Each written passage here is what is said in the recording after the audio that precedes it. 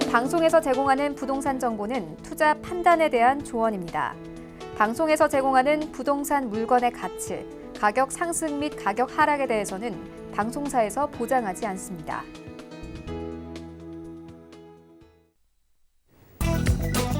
헤드라인 뉴스입니다. 지난 23일부터 서울 송파구 잠실동과 강남구 삼성, 대치, 청담동에서 토지거래 허가제가 시행됐습니다. 하지만 국토부는 전세를 깬 주택이라도 2, 3개월 내에 전세가 끝나는 집은 구매 가능하며 이는 토지 취득 시점이 도래하기 이전까지 임대차 계약 기간이 종료되는 경우라면 예외적으로 허가 신청이 가능하다고 설명했습니다.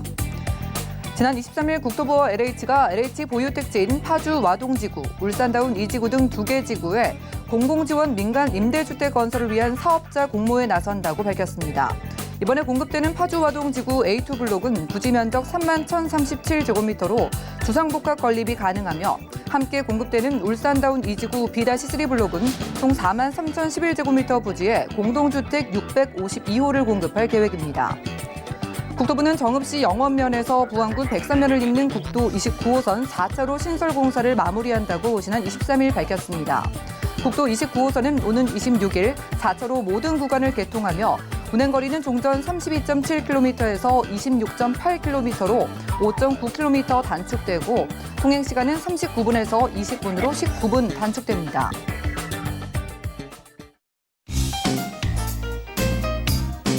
안녕하세요. 손에 잡히는 부동산 정보, 부동산 올인원의 민채합니다. 정읍시와 그리고 김제시를 잇는 국도 29호선이 4차선 도로로 개통된다고 합니다. 이번 개통을 통해서요, 교통 혼잡이 크게 개선되는 건 물론이고요. 새만금 변산반도 그리고 내장산 국립공원 등 전북의 서부 지역 관광지 활성화와 지역 경제 발전까지 크게 기대된다고 하네요. 오늘 부동산 올인원과 함께 하시면서 맞춤 투자 계획 세워보시고요. 지금 아래 나가고 있는 전화번호도 많은 이용 부탁드립니다. 부동산 관련해서 상담 원하시는 분들은 02-3153-2668번 활짝 열려 있고요. 무료 문자로도 참여가 가능한데요. 013-3366-0110번도 많은 이용 부탁드릴게요. 그리고 저희가 제공해드린 정보는 전문가들의 조언일 뿐 부동산의 가치와 수익률을 보장하지 않는다는 점 기억 부탁드리고요. 본격적으로 출발합니다.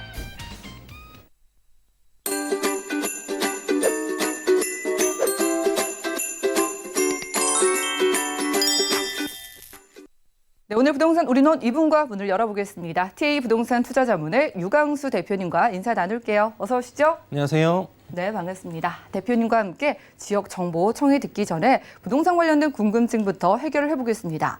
지금 내 집 마련을 아직 못하신 분들은요, 집값이 쭉쭉 오르는 걸 보면서 가슴이 참 갑갑하실 것 같아요. 과연 우리는 얼마만큼의 시간 동안 돈을 모아야 내 집을 살 수가 있을까요? 그래서 오늘은 주택가격 적정성 지표 PIR에 대해서 공부해 보겠습니다. 이슈 진단 확인하시죠. 네, 오늘은 그 주택 가격을 적정한지 아니면 지금 가격이 거품이 끼어 있는지 이런 것들을 파악하실 수 있는 여러 가지 지표들이 있는데요. 그중에서 PIR이라고 하는 세계적으로도 많이 통용을 하고 있는 지표입니다. 그래서 그 내용이 어떤 내용인지에 대해서 좀 알아보도록 하겠습니다. 쉽게 설명을 드리면요. PIR이라는 것은 한 가구에서 어느 정도 수입을 가지고, 그러니까 한 가구에서 연평균 수입을 가지고 대출 없이 그리고 지출 없이 모두 모았을 때 몇 년, 집을 살 때 몇 년이 걸리느냐 이것을 파악하는 건데요. 뒤에서 좀 자세하게 말씀을 드리도록 하겠습니다. 우선은 PIR이란 다시 한번 설명을 드리면요. 가구의 연 평균 소득으로 주택을 사는데 얼마나 시간이 걸리는지를 측정하는 지수인데요. 여기서 이제 중요한 것은 예를 들어서 제가 이제 뒤에서 중위소득을 기준으로 계속 설명을 드릴 텐데요. 중위소득이 연평균 5천만 원이다라고 했을 때 5천만 원을 지출 없이 전체를 다 저축을 했을 때 집을 사는데 몇 년이 걸리느냐라고 했기 때문에 실제로 주택을 사는 거와 그다음에 이 PIR과는 좀 다를 수가 있습니다. 그리고 보통 일반적으로는 아파트 가격을 기준으로 측정을 하시는 경우들이 많은데요. 아파트 말고 다세대 주택 아니면 단독 주택, 다가구 주택 이런 여러 가지 주택들을 모두 다 해서 합산을 낸 것이기 때문에 통계상에 약간의 착오가 있을 수 있으니까요. 그 점은 참고하시고 보시면 좋을 것 같습니다. 다시 한번 설명을 드리면요. PIR은 가구의 연평균 소득을 주택 가격으로 이제 나누는 것인데요. 예를 든다라고 한다면 주택의 가격이 5억이고요. 뒤에서 설명을 드리도록 하겠지만 가구의 연평균 소득은 현재를 기준으로 했을 때 중위소득, 중위가구의 소득을 기준으로 했을 때는 연평균 소득을 약 한 5천만 원 정도라고 생각을 합니다. 그래서 5천만 원을 5억으로 나누면 PIR 지수는 10입니다. 그래서 PIR 지수가 10이라는 것은 일정 중위소득을 기준으로 했을 때 집을 사는데 전체적인 금액을 전체 대출 없이 다 저축을 했을 때 10년이 걸린다라는 것입니다. 그래서 PIR 지수는 지금 전국적인 것을 제가 한번 설명드리도록 하겠고요. 서울시에서의 PIR을 소개해드리도록 하겠고, 그러면 이 OECD 국가들을 기준으로 했을 때 우리나라의 PIR은 높은지 낮은지 그 부분에 대해서도 뒤에서 설명을 드리도록 할 테니까요. 본인의 상황과 좀 비교를 해보시면 좋겠다 이렇게 말씀드리겠습니다. 우선은 지금 왼쪽에 보이시는 그래프는 우리나라의 전국 평균을 말씀드리는 거고요. 오른쪽에 있는 것은 서울을 평균한 것입니다. 그래서 PIR은 중간소득 기준으로 해서 설명을 드리도록 하겠고요. 이 자료는 2019년 3월에 통계청에서 발표한 자료이기 때문에 지금을 기준으로 했을 때 약 한 1년 반 정도의 기준입니다. 그래서 아마도 제가 예측을 하건대 지금의 PIR은 집값이 지금 좀 많이 올랐기 때문에 지금은 PIR이 이거보다 더 높을 수 있다. 이것을 참고하시고 보시면 좋을 것 같고요. 지금 여기 있는 수치들은 단위 기준이 다 10,000원입니다. 그래서 전국으로 봤을 때 4,977만 원이라는 것은 전국의 중위 가구가 연평균 4,977만 원을 벌었다는 것이고요. 전국의 주택의 기준을 평균을 내봤더니 약 한 2억 7천만 원 정도 되더라 해서 2억 7천만 원을 살려고 4,977만 원을 쭉 저금을 한다라고 하면 약 PIR은 5.6배이니까요. 5년 6개월이 걸린다라는 내용입니다. 이것은 이제 말씀드렸듯이 아파트만 기준으로 한 것이 아니고 다세대 주택, 여러 다양한 주택들을 평균을 낸 것이기 때문에 다소 안 맞을 수가 있다 이렇게 말씀드리겠습니다. 그래서 PIR이 정규 평균 5.6배이기 때문에 이 정도의 수치가 OECD 국가들, 그러니까 선진국 기준으로 했을 때 높은지 낮은지에 대해서 잘 모르실 텐데요. 보통 일반적으로 OECD 국가들은 PIR이 10이 넘는 경우들이 대부분입니다. 그래서 우리나라의 PIR 수치는 대부분 집값이 미쳤다, 아니면 집값이 너무 많이 올랐다라고 생각을 하시지만 OECD의 PIR에 비하면 여전히 낮다. 이 부분을 좀 말씀드리고 싶습니다. 그리고 전국적인 것은 그렇고요. 서울을 한번 보시면요. 서울은 마찬가지로 중간소득 가구는 약 한 연간 5천만 원 정도를 법니다. 그리고 집값은 약 한 7억 1천만 원 정도를 하기 때문에 5천만 원 버는 가구가 7억 1천만 원짜리 집을 산다라고 한다면 PIR 지수는 14이고요. 약 14년이 걸린다라는 내용인데 이것은 말씀드렸던 것처럼 2019년 3월의 기준이기 때문에 1년 전의 기준입니다. 그래서 지금은 아마 PIR이 14가 아니고 더 올랐을 것이다 라고 생각을 하시면 좋을 것 같습니다. 지금 작년 대비해서 집값이 많이 올랐기 때문에 여러 가지 규제책들이 계속 나오고 있는 상황이기 때문에 그래서 보통은 지금 그 적정성에 대해서 말씀드리고 있는데요.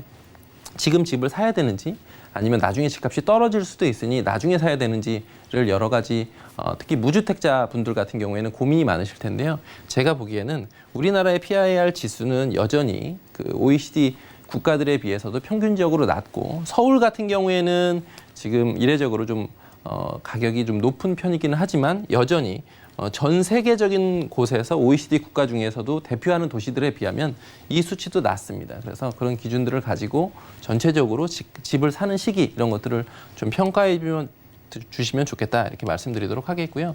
이것은 그 자산 유형별로 부동산이 있을 테고 금융자산이 있을 텐데 이것은 이제 PIR과는 무관하게 보통 그 본인의 자산을 포트폴리오를 구성을 하실 때 다른 사람들은 어떻게 하고 있는지에 대해서 지금 말씀드리도록 하겠는데요. 지금 이 파란색 그래프가 2017년이고요.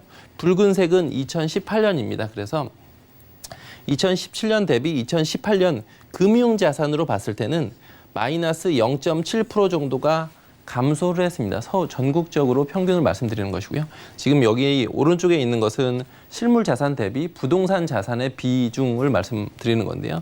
2017년 대비 2017년에는 69.4%였고 그다음에 2018년에는 70.2%였는데요.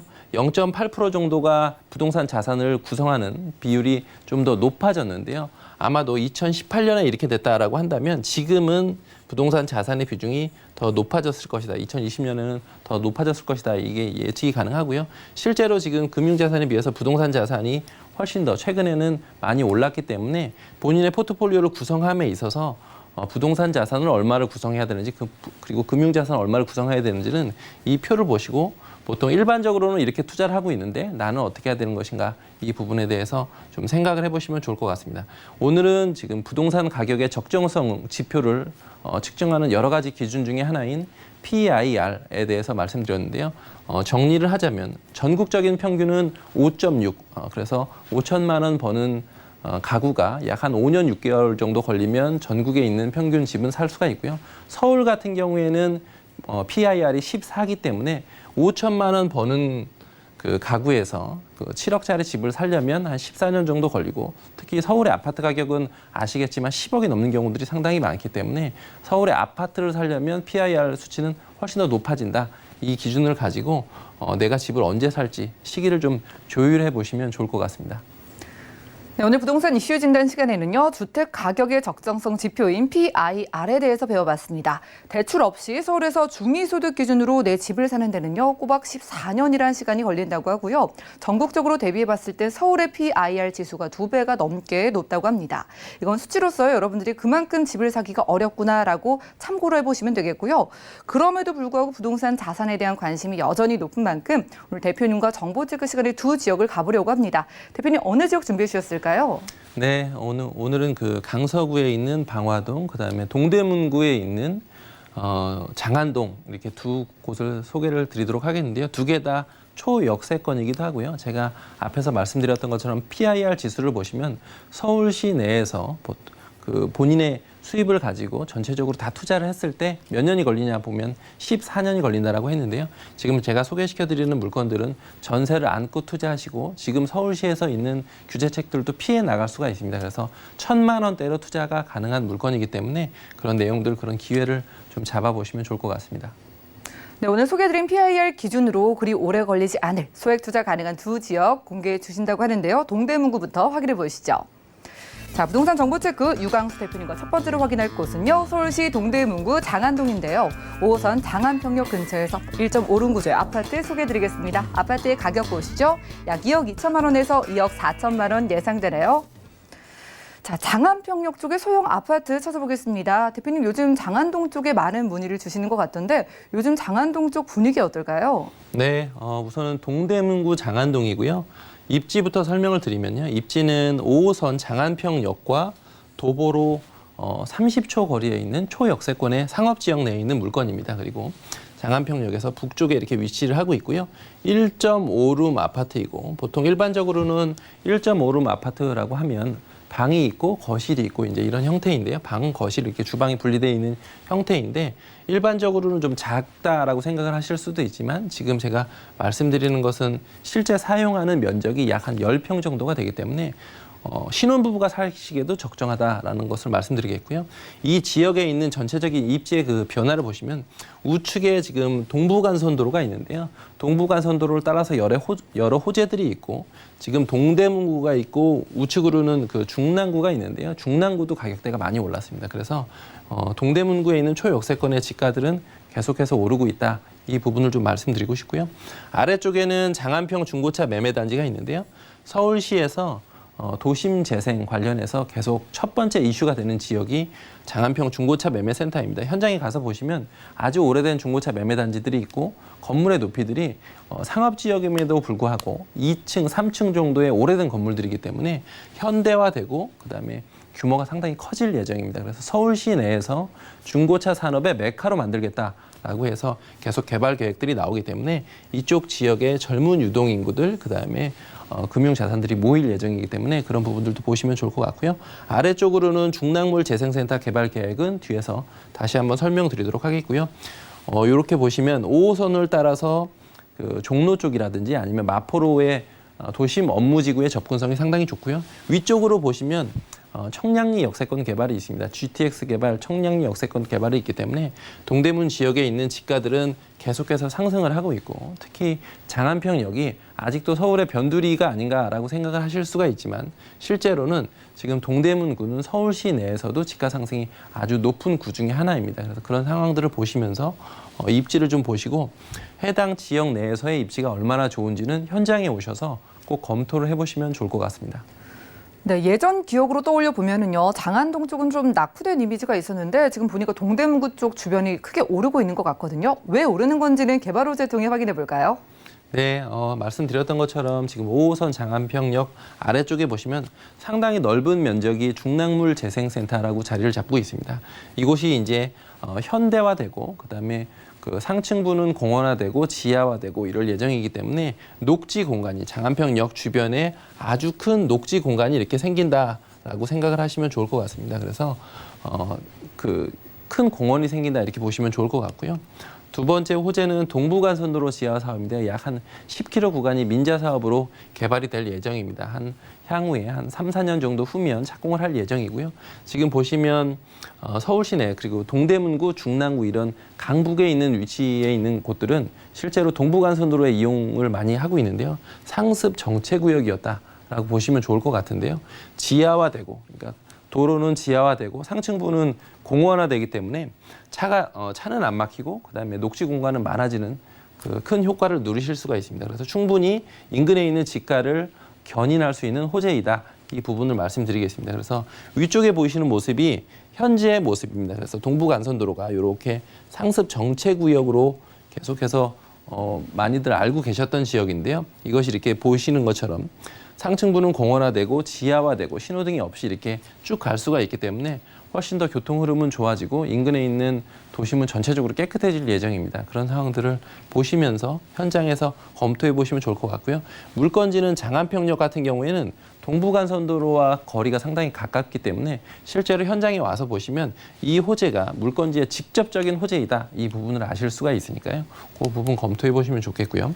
마지막으로는 지금 서울 대표 도서관의 조감도입니다. 그래서 2025년 예정이고요. 물건지하고는 상당히 가깝고 청량리 역세권 개발, 그다음에 서울의 대표 도서관 이런 것들이 지금 물건지 주변에 계속해서 생겨나고 있고 호재로 작용을 하고 있기 때문에 서울시에 있는 지가의 흐름 이런 부분들을 보시면서 물건지가 실제로 인근에 있는 경쟁 물건에 비해서 어느 정도 경쟁력이 있는지는 꼭 전문가와 함께 상의해 보시면 좋을 것 같습니다. 네, 좋습니다. 마치 서울숲으로 인해서 성수동이 조명을 받은 것처럼 이곳 동대문구 장안동도 중랑물 재생센터가 지하화되면서 큰 녹지가 조성되면은 더욱더 생활이 윤택해질 것으로 기대가 되고요. 대표 도서관까지 건립이 된다고 합니다. 자, 이제 정말 역세권에서 저희가 소형 아파트를 만나볼 텐데 1.5룸 아파트 과연 시세 어떻게 되나요? 네, 말씀드렸던 것처럼 초역세권 1.5룸 아파트이고요. 매매 시세는 2억 2천만 원에서 2억 4천만 원까지 형성이 되어 있습니다. 그래서 전세 시세는 보증금이 2억 1천만 원에서 2억 2천만 원까지 형성이 되어 있기 때문에 실제 투자하시는 금액은 전세를 안고 투자하시면 1천만 원으로도 가능하시고요. 호수에 따라서 조금 다릅니다. 그래서 1천만 원에서 약 한 2천만 원 정도까지 가능하신데요. 말씀드렸던 것처럼 계속 강조드렸던 것처럼 PIR의 수치, 서울 수치들은 2019년 3월 대비해서 PIR 수치가 14였었는데요.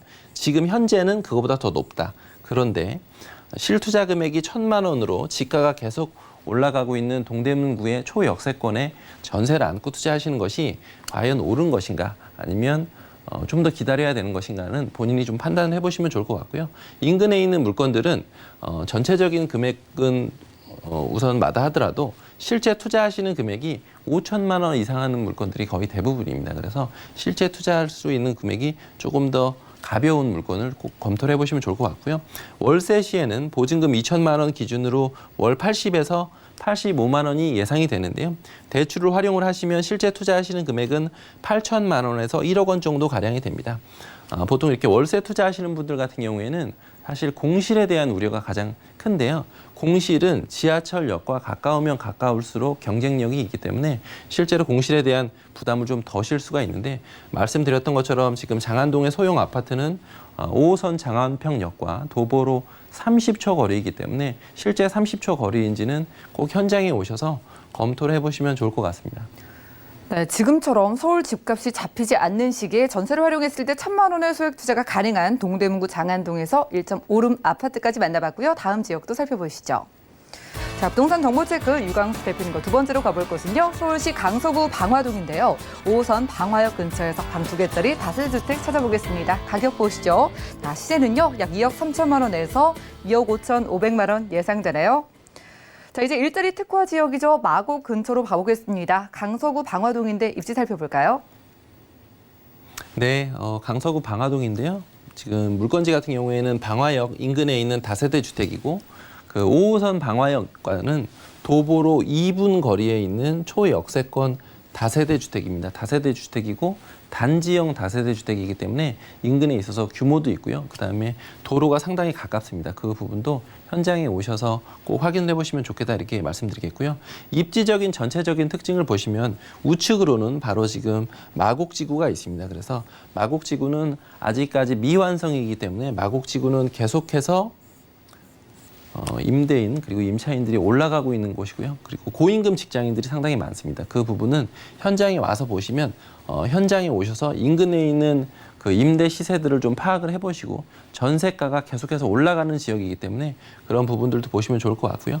지금 여기 보이는 것이 한강입니다. 그래서 실제로 한강과 그 본인이 위치하고 있는 투자하고 있는 물건지가 어느 정도 가까운지는 상당히 중요한 기준인데요.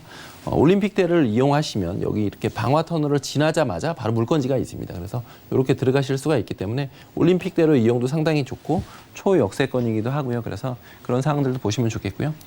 좌측 밑으로 보시면 김포공항의 배후 업무지구 개발 계획들이 계속 있고 실제로도 아직도 유휴부지들이 상당히 많은 곳이 김포공항 주변입니다. 그래서 앞으로도 충분히 더 개발할 수가 있는 지역이다 이렇게 말씀드리도록 하겠고요. 그다음에 이제 김포공항역 같은 경우에는 현재 4개 노선이 지나가고 있는데 대곡수사선까지 5개의 노선이 환승이 될 예정이기 때문에 그런 부분에 있어서도 충분히 가치가 있는 지역입니다. 그래서 여러 가지 그 상황들을 보시면서 현장에 오셔서 직접 임장 활동 해보시면 좋을 것 같고요. 그다음에 이제 공항시장역 위쪽에 보시면 재개발 지역들도 계속해서 재개발이 가시화되고 있기 때문에 실제로 마곡지구 주변에서 소액으로 투자하실 수 있는 물건은 앞으로는 아마 거의 없을 것 같습니다. 그래서 상당히 희소성이 있는 입지이기 때문에 현장에 오셔서 지역의 어떤 특징들 이런 부분들은 전문가와 함께 상의해 보시면 좋을 것 같습니다.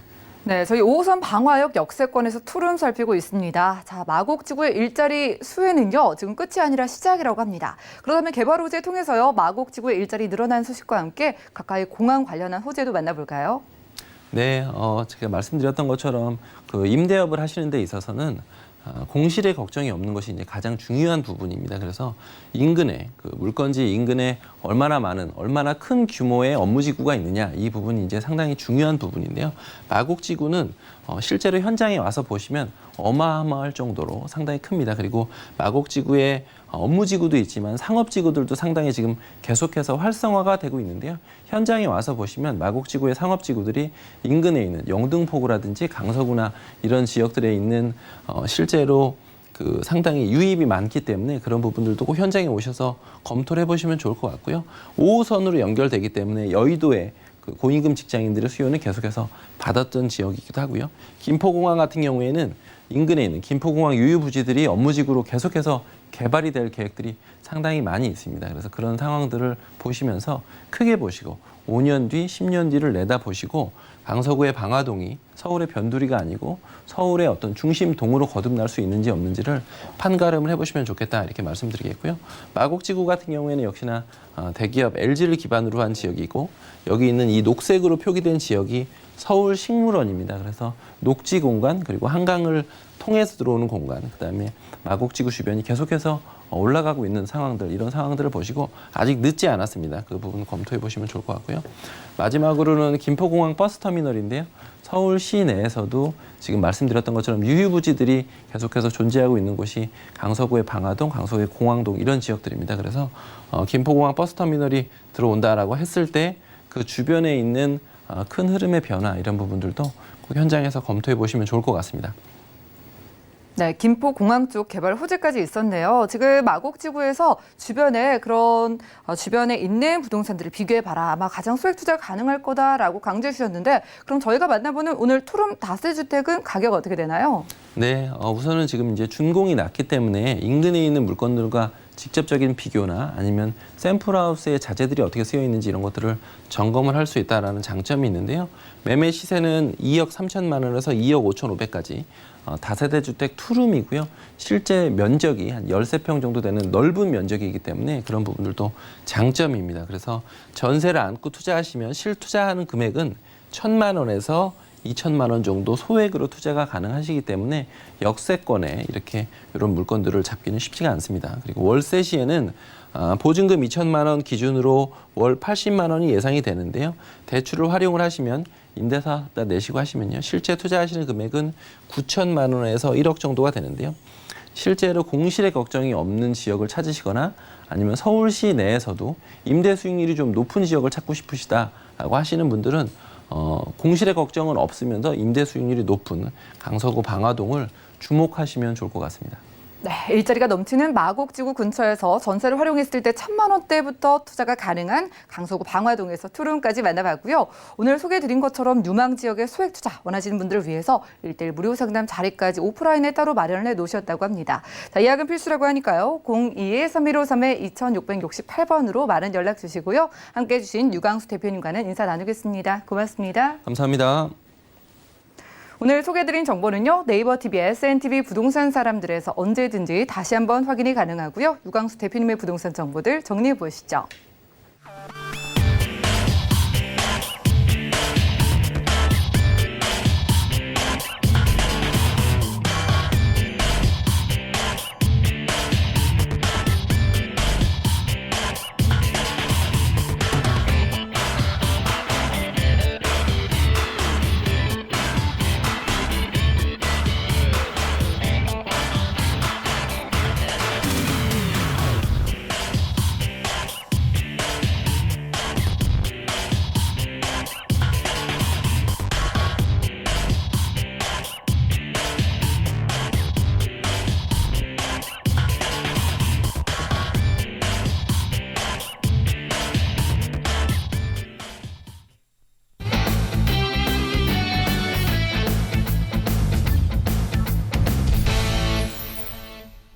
네, 부동산 시장에 대해서 올바르게 이해하려면 정확하고 빠른 정보가 필요하겠죠. 오늘 부동산 우리농과 함께 하시면서 시장 소식과 투자 포인트까지 알차게 챙겨보시면 좋을 것 같습니다. 오늘은 이분과 함께하는 날인데요. ENR 연구소의 김창범 본부장님 모셨습니다. 어서 오시죠. 안녕하세요. 네, 반갑습니다. 자, 본부장님, 여러 대책의 규제들까지 겹치는데 이런 시장 상황에도 투자자분들의 이 부동산에 대한 관심은 여전한데요. 저희는 오늘 어디로 가볼까요?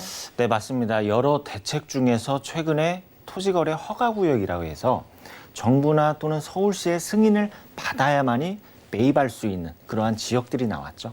강남구와 송파구.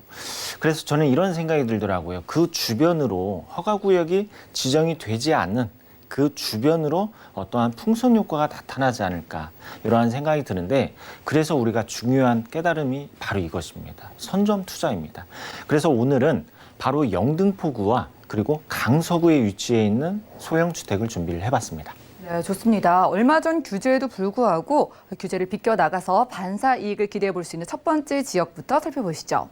자, 부동산 정보 체크 본부장님과 첫 번째로 떠나볼 곳은요. 바로 서울시 영등포구 영등포동인데요. 1호선 영등포역 근처에서 복층형 원룸 구조의 오피스텔 찾아보겠습니다. 오피스텔의 가격 어떻게 될까요? 약 2억 1,500만 원에서 2억 3,500만 원 예상되네요. 자, 소형 오피스텔, 정말 오피스텔이 필요로 하는 지역에서 함께하겠습니다. 영등포구 가볼 텐데요. 자, 1인 가구 많다는 지역이죠. 입지 만나볼까요?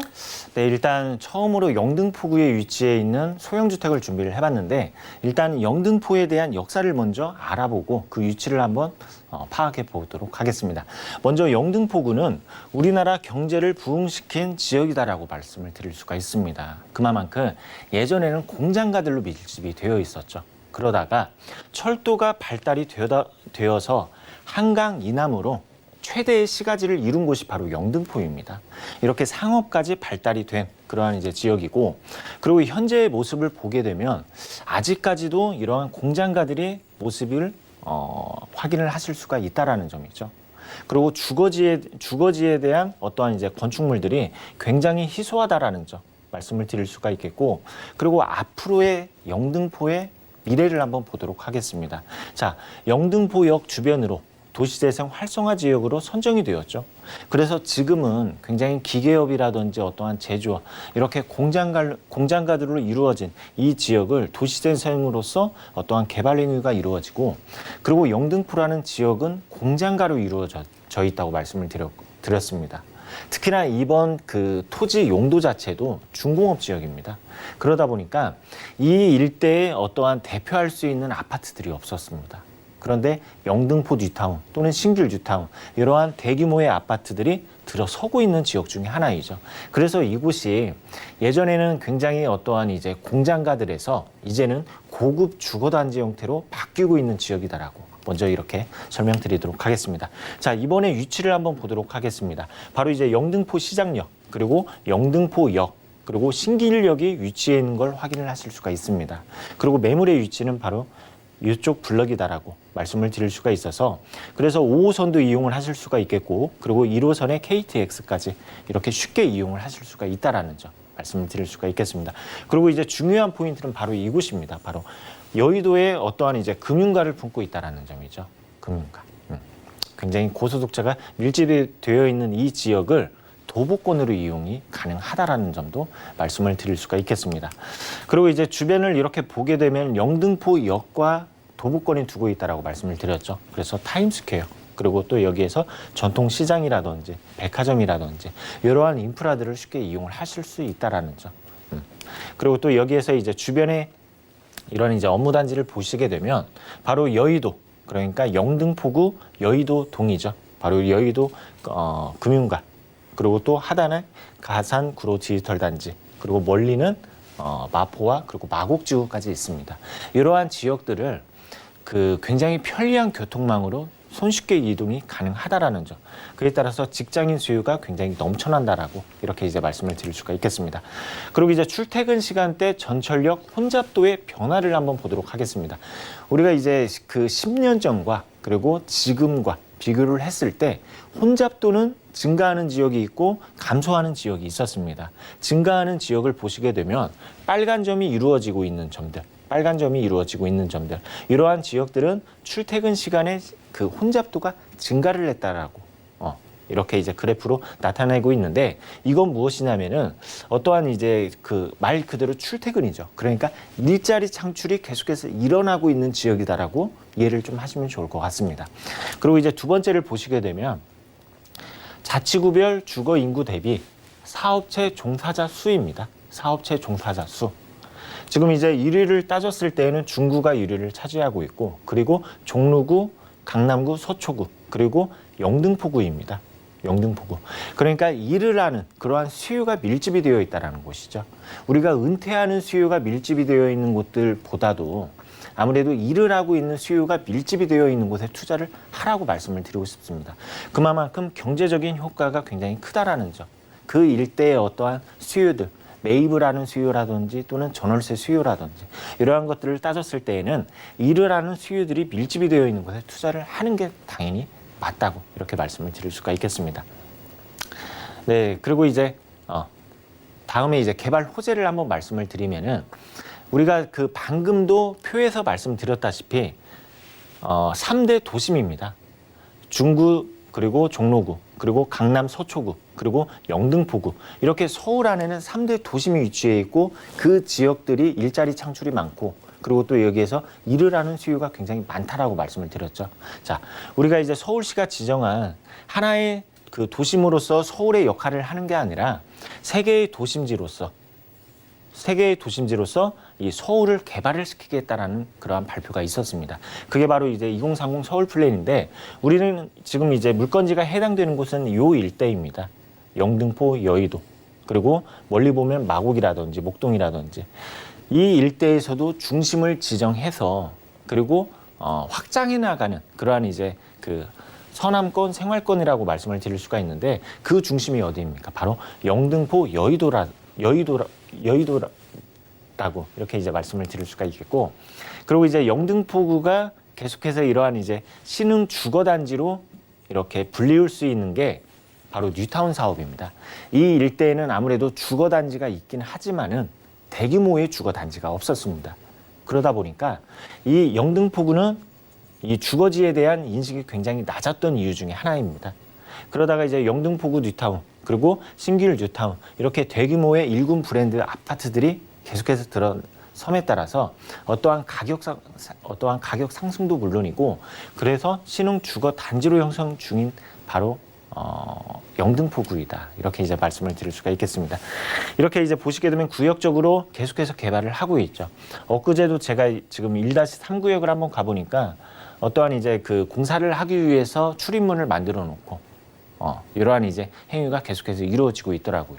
그리고 또 이제 신길 뉴타운 역시 신림선이라든지 신안산선에 맞춰서 계속해서 완공을 하고 있는 단지도 있고, 그리고 입주를 앞두고 있는 단지 계속해서 들어선다라는 점 말씀을 드릴 수가 있겠습니다.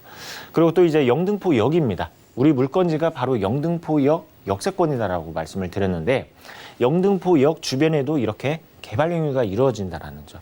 그게 바로 이제 도시 재생입니다. 이 지역은 그 재개발처럼 갈아엎어서 개발을 하는 게 아니라 그 지역의 특성을 맞춰서 개발을 한다라는 점이죠. 그래서 보시게 되면은 문화 산업의 그 권역으로, 그리고 또 여기에서 제조 융합 산업, 그리고 또 핀테크 산업, 중소기업 육성까지 시킨다라는 점이죠. 그리고 또 이제 산업 문화의 거점으로서의 역할을 한다라는 점입니다. 지금 이곳 공장과 그 기계업들 그 쇠 깎는 소리 굉장히 많이 들리우는데, 그러한 소리들보다는 앞으로는 어떠한 이제 그 중소기업 육성이라든지 또는 문화의 거리라든지 이렇게 육성해 나갈 것이다라는 점 말씀드리도록 하겠습니다. 네, 영등포구 영등포동에서 함께하고 있습니다. 과거에서 미래까지 거슬러 오면서 저희는 미래에 좀 같이 집중을 해봤는데요. 결국엔 주거의 니즈가 또 커지면서 저희가 고층형 원룸 오피스텔을 만나보는 건데요. 자, 가격 살펴보겠습니다. 이런 원룸 오피스텔은 여기서 시세 어떻게 되나요? 네, 이번엔 시세를 한번 알아보도록 하겠습니다. 시세로는 2억 1,500에서부터 2억 3,500만 원 정도 이렇게 예상하시면 되고, 그리고 전세가로는 2억 원에서부터 2억 2천만 원.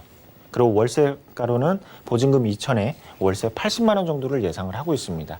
자, 우리가 영등포구 굉장히 투자 관심 높습니다. 높은 지역 중에 하나인데, 그런데 우리가 그 과거의 전세가 그리고 또 과거의 월세가를 비교해 보면은 계속해서 우상향하는 그러한 모습을 확인을 하실 수가 있겠습니다.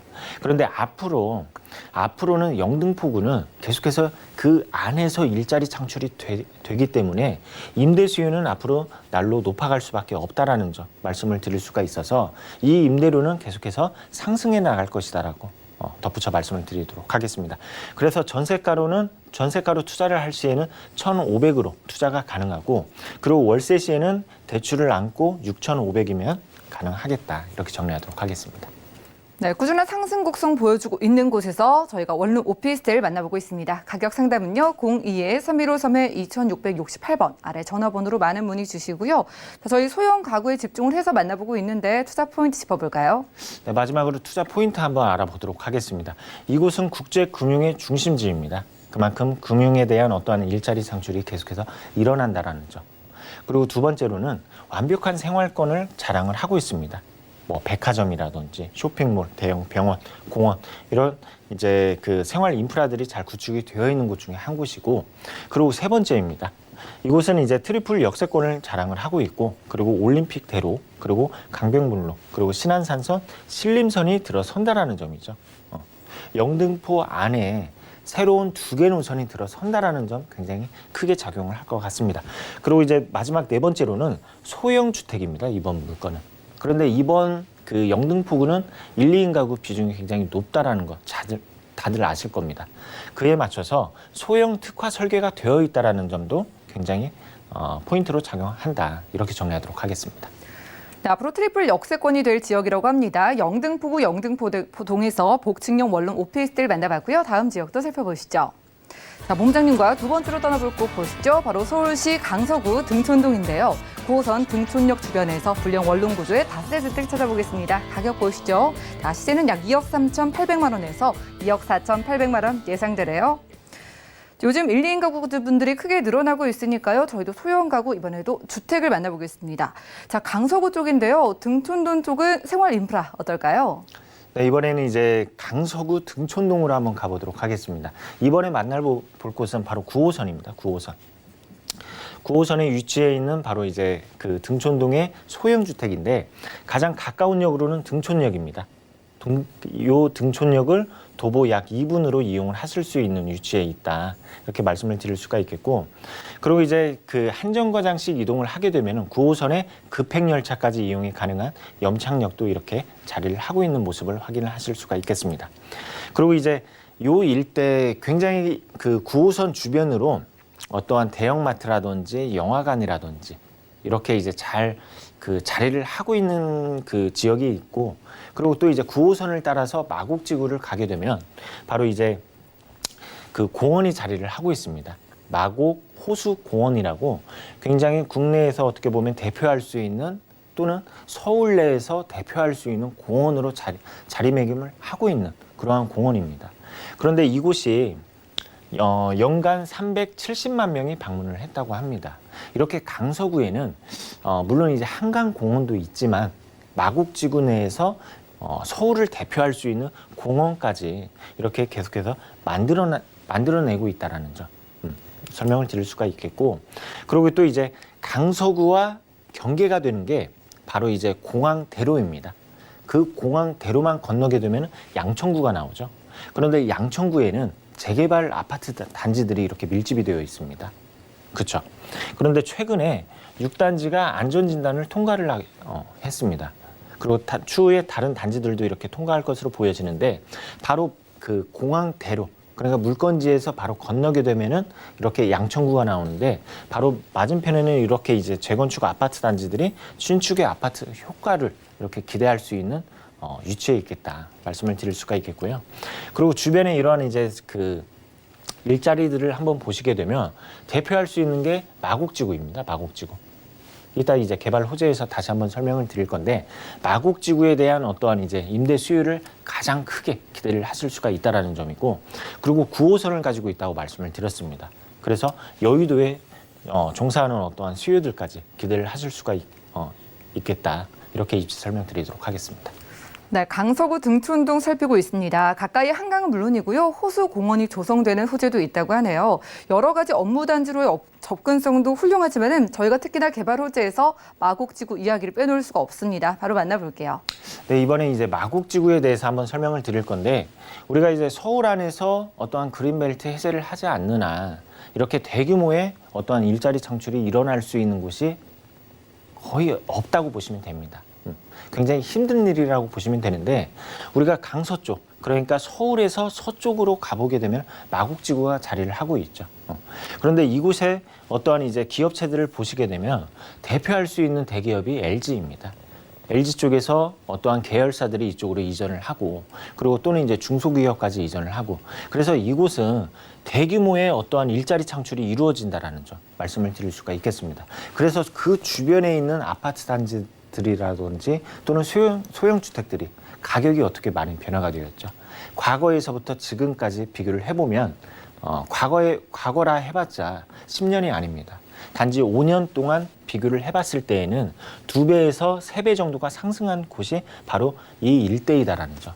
그 이유가 여기에는 어떠한 이제 대기업에 대한 수요까지 몰려들다 보니까 그 주변으로 주거지를 택하는 경우가 많겠죠. 그러다 보니까 가격 상승으로 이루어져 있다라는 점 설명을 드릴 수가 있겠고, 그리고 이제 비교를 한번 해보도록 하겠습니다. 바로 이제 상암 DMC 그리고 판교 테크노밸리, 어떠한 규모적인 부분과 그리고 이 안에서 일을 하는 수요들, 그리고 또 여기에서 유동인구까지 비교를 해봤을 때에는 바로 마곡지구가 압도적으로 높았습니다. 바로 이제 상주 인구, 일을 하는 인구, 그리고 또 여기에서 유동인구 이렇게 따졌을 때에는 상주 인구만 약 추후에 이제 기업체들이 다 들어서고 완성화가 되었을 때에는 상주 인구만 20만 명을 예상을 하고 있고, 그리고 유동인구는 40만 명을 예상을 하는 곳이 바로 이곳입니다. 그만큼 강서를 어떻게 보면은 크게 이끌어 줄 수 있는 대형 호재이다라는 게 바로 마곡지구이다. 이렇게 설명을 드릴 수가 있겠고, 그리고 다음을 한번 보도록 하겠습니다. 바로 이제 월드컵 대교입니다. 월드컵 대교가 굉장히 지지부진한 사업 중에 하나였었죠.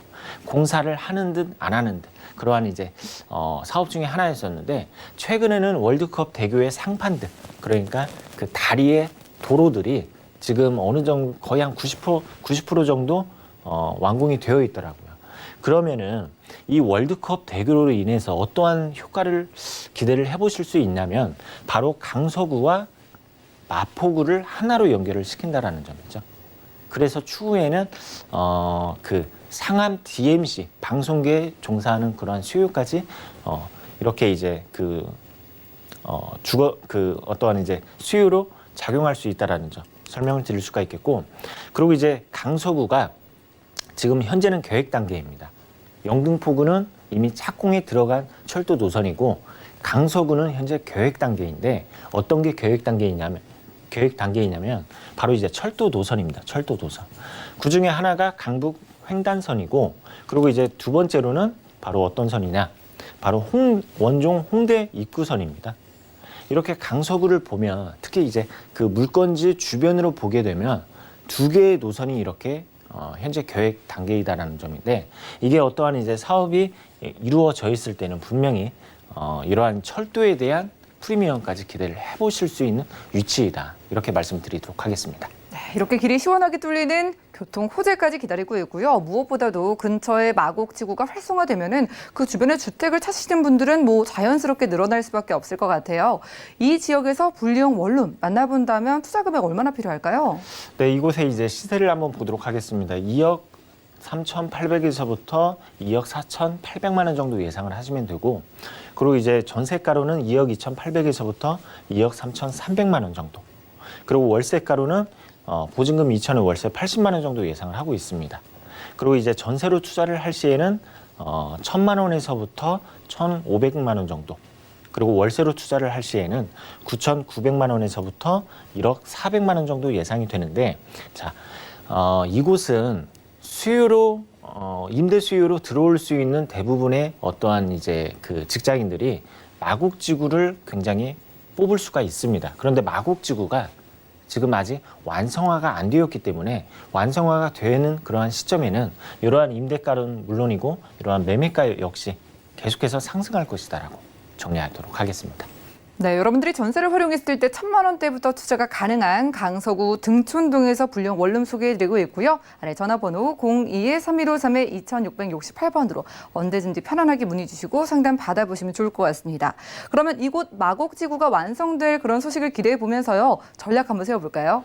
네, 전략 마지막으로 세워보도록 하겠습니다. 자, 이곳은 주변에 관공서도 있고 특히 이제 공항이 있죠. 김포공항. 그래서 공항에 종사하는 그러한 수요들, 그리고 또 여기에서 마곡지구까지 종사하는 그러한 수요까지 굉장히 이런 이제 직장인 수요가 굉장히 풍부하다라고, 그 중에서도 1, 2인 가구가 굉장히 풍부하다라고 말씀을 드릴 수가 있겠고, 그리고 이제 9호선을 가지고 있다라고 말씀을 드렸습니다. 9호선 바로 2분 거리에 위치해 있다라고 말씀을 드렸는데 9호선에 대한 프리미엄까지 기대를 해보실 수가 있겠다. 그리고 이제 세 번째로는 편리한 생활 환경을 가지고 있고, 그리고 이제 그 네 번째로 보시게 되면 수요는 물론이고 풍부한 개발 호재를 가지고 있다는 점입니다. 바로 이제 마곡지구, 그리고 서부광역철도, 강북 횡단선, 그리고 월드컵 대교, 어떠한 이제 그 일자리 창출은 물론이고 이러한 교통 호재까지 작용하는 지역이 바로 이 일대이라고 설명드리도록 하겠습니다. 네, 근처에 마곡지구의 기대감을 크게 안고 있는 강서구 등촌동에서 분리형 원룸까지 만나봤고요. 자, 서울 지역 안에서 소액 투자 원하시는 분들은요, 혼자 고민만 하지 마시고 무료 세미나와 1:1 무료 상담 참여해보시면 좋을 것 같습니다. 서울의 핵심 지역 소액 투자라는 주제로 매주 화요일과 금요일 오후 2시부터 무료 세미나 1:1 맞춤 상담까지 도움 주신다고 하고요.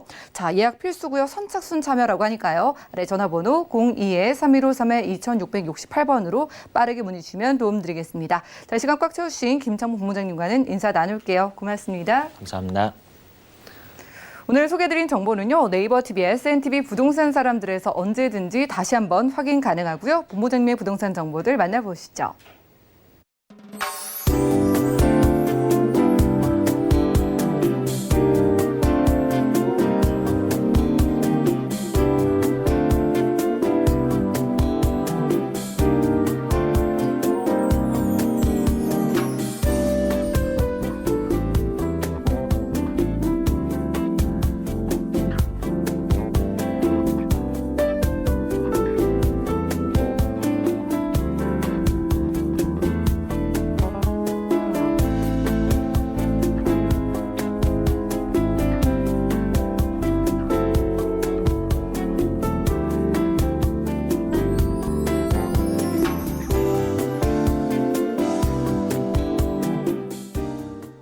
저희 방송에서 여러분들께 제공해드린 정보는 전문가들의 조언일 뿐 부동산의 가치와 수익률을 보장하지 않는다는 점 기억 부탁드리고요. 오늘 보신 방송은 서울경제TV 홈페이지 그리고 네이버 TV의 SNTV 부동산 사람들에서 언제든지 다시 한번 확인 가능합니다.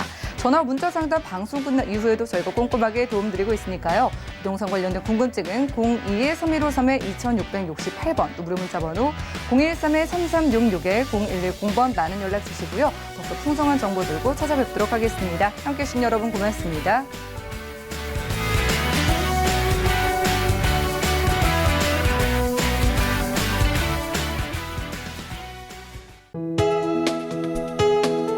본 방송에서 제공하는 부동산 정보는 투자 판단에 대한 조언입니다. 방송에서 제공하는 부동산 물건의 가치, 가격 상승 및 가격 하락에 대해서는 방송사에서 보장하지 않습니다.